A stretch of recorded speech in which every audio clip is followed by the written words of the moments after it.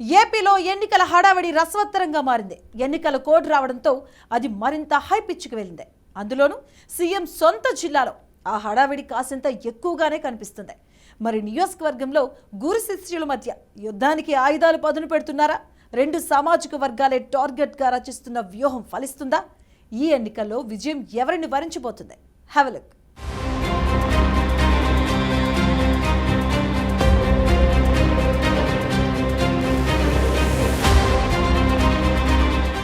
CM Jagan సొంత జిల్లా కడపలో 10 అసెంబ్లీ స్థానాలు ఉన్నాయి.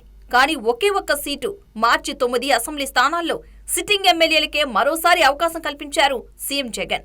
ఇక టీడీపీ, జనసేన, బీజేపీ కూటమి జాబితాల్లో ఉమ్మడి కడప జిల్లాలో 6 సీట్లు ఫైనల్ అయ్యాయి. ఫైనల్ అయిన 6 సీట్లలో పోటాపోటీగా ప్రచారాలు సాగుతున్నాయి. ప్రొద్దుటూరులో మాత్రం డిఫరెంట్ రాజకీయం నడుస్తోంది. అందుకు కారణం సిట్టింగ్ ఎమ్మెల్యే రాచమల్లు శివప్రసాద్ రెడ్డికి పోటీగా తనకు రాజకీయ గురువైన మాజీ ఎమ్మెల్యే నంద్యాల వరదరాజుల రెడ్డిని కూటమి అభ్యర్థిగా ప్రకటించడమే అనిపిస్తోంది.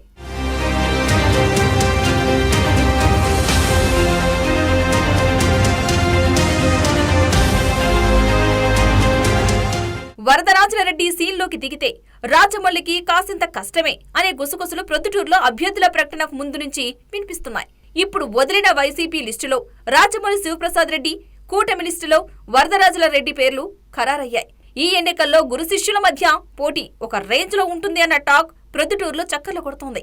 ఇద్దరూ ఆర్థికంగా బలమైన నేతలు కావడం, ఓసీ సామాజిక వర్గం అవ్వడం ఇద్దరికీ ప్లస్. ఇద్దరికీ బలమైన కేడర్ ఉన్నప్పటికీ రెండు పార్టీల నేతలు రెండు ప్రధాన సామాజిక వర్గాల మీద ఆధారపడాల్సిన పరిస్థితి నెలకొంది.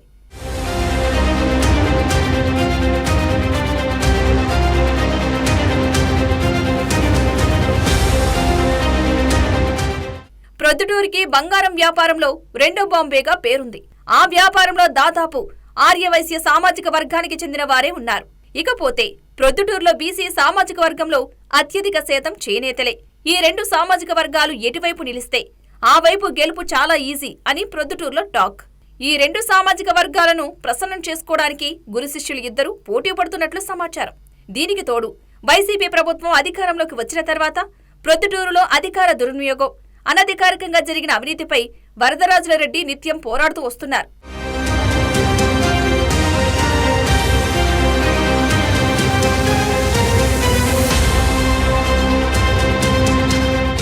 ఎమ్మెల్యే రాచమల్లు శివప్రసాద్ రెడ్డి సామాజిక సాధికారిక న్యాయం పేరుతో సొంత డబ్బులు వెచ్చించి ప్రజల అవసరాలను తీర్చడంలో సక్సెస్ అయ్యారు. మరోవైపు ఎమ్మెల్యే రాచమల్లుకు సొంతింట్లో కుంపట్లు ఎక్కువయ్యాయి. ఈ ఎన్నికల్లో ఎమ్మెల్యేకి సహకరించేది లేదని తేల్చి చెబుతున్నారు. అంతేకాకుండా గతంలో జరిగిన నందం సుబ్బయ్య హత్య, ప్రొద్దుటూరులో జరిగిన అవినీతిలో ఎమ్మెల్యే బావమర్ది బంగారురెడ్డి అరాచకాలకు కేర్ ఆఫ్ అడ్రస్ గా మారాడంటూ ప్రచారం జరుగుతోంది. రాజమల్లు ఓటమి పాలైతే అందుకు ప్రధాన కారకుడు బంగారురెడ్డే అనే స్థాయిలో గుసగుసలు వినిపిస్తున్నాయి.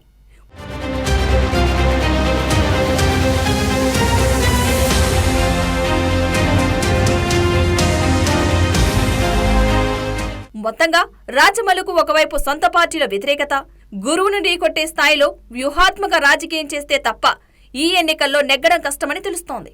టీడీపీలో సైతం అదే స్థాయిలో గ్రూపు రాజకీయాలు ఉన్నాయి. మొన్నటిదాకా పార్టీ కోసం కష్టపడిన ప్రవీణ్ను కాదని వరదరాజుల రెడ్డికి టికెట్ ఇవ్వడంతో ప్రవీణ్ వర్గం గుర్రుగా ఉంది. రెండు పార్టీలోని నేతలకు ఇదొక పెద్ద ఛాలెంజ్ కాబట్టి మరి గురు శిష్యుల పోటీలో ఎవరు నెగ్గుతారో తెలియాలంటే ఎన్నికల ఫలితాలు వచ్చే వరకు వేచి చూడాల్సిందే.